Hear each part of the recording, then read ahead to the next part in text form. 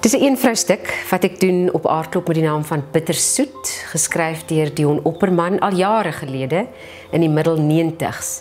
En dit is net so 'n ongelooflike teks met die mees ongelooflike karakters, 5 vrouens met wie jy 'n pad loop in hierdie stuk.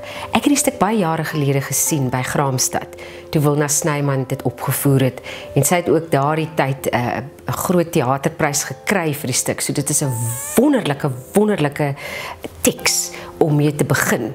En dan natuurlik was haar vertolking so goed, dat ek al die jare sekere momente en sekere frases uit die stuk onthou het.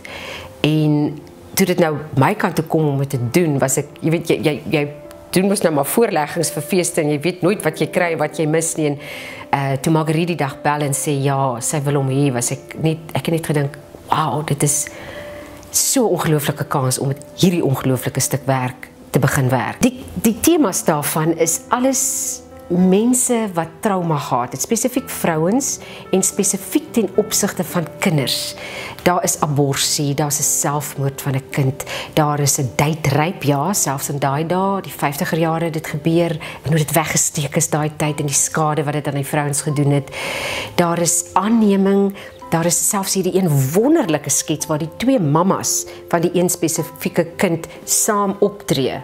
Hulle rangskik blomme, en die rooi rose word deur die een ma gedoen, en dan die wit rose is deur die ander ma, die een wat die kind aangeneem het. En dit is amper asof daai 2 in gesprek begin tree oor die kind.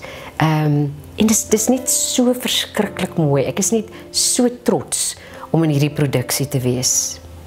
Maar al wat ek nog altyd wou gewees het, was om 'n ma te wees. En daarvoor vra ek my om verskoning.